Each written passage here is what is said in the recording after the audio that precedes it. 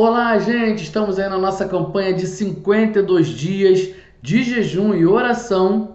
Hoje é o dia 24 da nossa campanha Compromisso com a Verdade. A semana 4 dessa nossa campanha fala sobre compromisso. Já abordamos compromisso com Jesus, compromisso com a Bíblia e agora nós estamos falando sobre compromisso com a verdade. O texto bíblico está em Efésios, capítulo 4, do 22 ao 32. Vamos ler a palavra do Senhor e entender e também compreender aquilo que o Senhor quer falar conosco hoje. Efésios 4, 22 diz: quanto à maneira antiga de viver, vocês foram instruídos a deixar de lado a velha natureza, que se corrompe segundo desejos enganosos, a se deixar renovar no espírito do entendimento de vocês, e a se revestir da nova natureza criada segundo Deus em justiça e retidão procedentes da verdade. Por isso, deixando a mentira, que cada um fale a verdade com o seu próximo, porque somos membros do mesmo corpo. Fiquem irados e não pequem. Não deixem que o sol se ponha sobre a ira de vocês, nem deem lugar ao diabo. Aquele que roubava, não roube mais. Pelo contrário, trabalhe, fazendo com as próprias mãos o que é bom, para que tenha o que repartir com o necessitado. Não saia da boca de vocês nenhuma palavra suja, mas unicamente a que for boa para edificação conforme a necessidade, e assim transmita graça aos que ouvem. E não entristeçam o Espírito Santo de Deus, no qual vocês foram selados para o dia da redenção. Que não haja no meio de vocês qualquer amargura, indignação, ira, gritaria, blasfêmia, bem como qualquer maldade. Pelo contrário, sejam bondosos e compassivos uns para com os outros, perdoando uns aos outros, como também Deus em Cristo perdoou vocês. Bom, o texto é um pouquinho longo assim para o nosso vídeo curto, mas a gente vai destrinchar algumas coisas. E vamos tentar resumir. Compromisso com a verdade acontece quando eu abandono a minha antiga maneira de viver.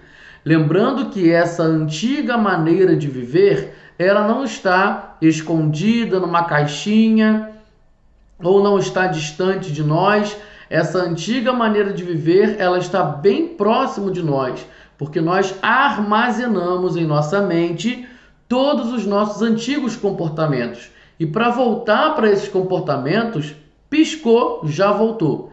Pisou no calo, já voltou. Então, esses comportamentos antigos, eles ficam armazenados na nossa mente.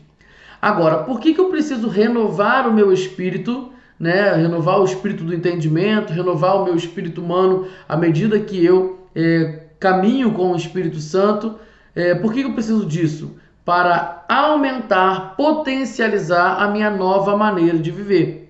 A minha nova maneira de viver, ela chega depois da maneira antiga. Então eu preciso potencializar essa nova maneira de viver, com novos hábitos e novos comportamentos. Não adianta dizer que eu já deixei de fazer tal coisa. Se eu não coloco nada no lugar, você não está livre disso daí. Aqui está um exemplo prático. Aquele que roubava, não roube mais. Mas agora, trabalhe e com o salário que vai ganhar, vai abençoar os outros. Perceba que há uma substituição. Ele roubava, mas agora ele trabalha. Só que a nossa antiga maneira de viver, ela sempre vai tentar usar tudo que a gente faz, inclusive dentro da igreja, num cargo, num ministério, para o mal ou para a nossa própria satisfação. Então a nossa carne sempre vai tentar pegar o que é bom e ela vai tentar fazer isso para o nosso próprio prazer, para alimentar o nosso ego. Por isso que o apóstolo Paulo fala, aquele que roubava não roube mais, mas agora trabalhe. E agora com os recursos que está recebendo, vai poder abençoar os outros. Ou seja, agora esse trabalho tem um propósito, e esse propósito não é apenas encher a própria barriga, ou apenas ganhar dinheiro, mas esse trabalho tem um propósito para além das minhas necessidades. Perceba que para mudar um hábito, eu preciso substituí-lo e colocar propósito nesse novo hábito, senão eu incorro no erro de continuar vivendo para mim mesmo. Pastor, e onde que está o compromisso com a verdade? Para você ser uma pessoa que vai falar a verdade, eu preciso praticar a confissão. A palavra de Deus diz em Tiago 5,16 que nós devemos confessar as nossas culpas uns com os outros, para que haja cura entre nós. Nós confessamos o nosso pecado para o Senhor Jesus, e isso já é o bastante para sermos perdoados por aquela atitude pecaminosa. Em 1 João capítulo 1, versículo 9, vai dizer sobre isso: se confessarmos os nossos pecados, o Senhor é fiel e justo para nos perdoar os pecados e nos purificar de toda injustiça, que é um comportamento reprovado. Mas por que eu preciso confessar a minha culpa uns com os outros na igreja? Será que eu não estaria me expondo demais? Será que eu não estaria colocando em xeque a minha reputação? Será que eu não vou virar motivo de chacota? Infelizmente, na sociedade que nós temos, e até mesmo dentro da igreja, infelizmente não dá para confiar em todo mundo. O melhor dos mundos seria que a gente pudesse confessar os nossos pecados para todos os crentes e que todos os crentes fossem maduros para ouvir a nossa história.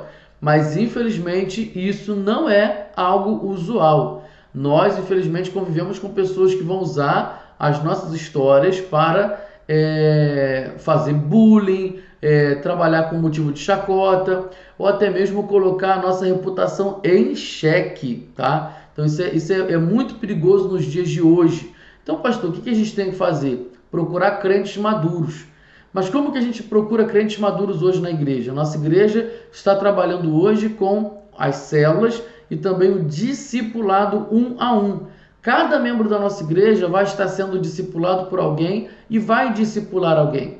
Essa convivência, esse trabalho, mútuo ali entre duas pessoas ou em três pessoas, caso não seja possível ter uma dupla, vai facilitar a confissão de pecados. E aqui fala para a gente ser o quê? Verdadeiro. Abandonar a mentira e ser verdadeiro com os nossos irmãos e falar a verdade. É óbvio que tem coisas que você tem que ter sabedoria para falar, porque aqui está dizendo, não fique na boca de você maldição. E às vezes você acha que isso é na forma literal. Eu não falei nada demais, eu falei a verdade.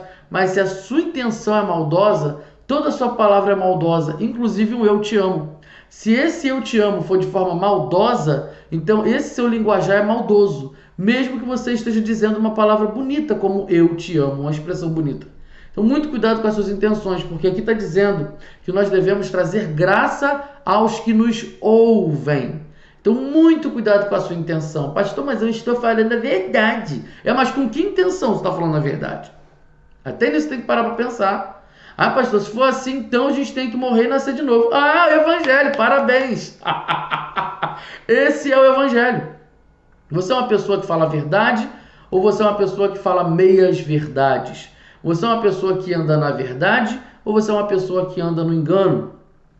Então, para a gente poder caminhar com Cristo nesses 52 dias de jejum e oração, termos o nosso caráter forjado e trabalhado no caráter de Cristo, eu preciso ter compromisso com a verdade e não com a mentira. Porque às vezes a gente se engana. Eu já estou livre disso e não está. Mas eu já sei fazer isso e não faz.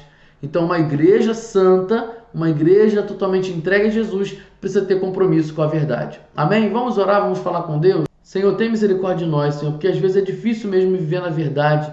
Nós vivemos tanto na nossa antiga maneira de viver, já nos acostumamos com a mentira e quando a gente precisa usar com a verdade, a gente tem dificuldade. Senhor, mas agora nós temos uma nova vida no Espírito, baseada no Espírito Santo.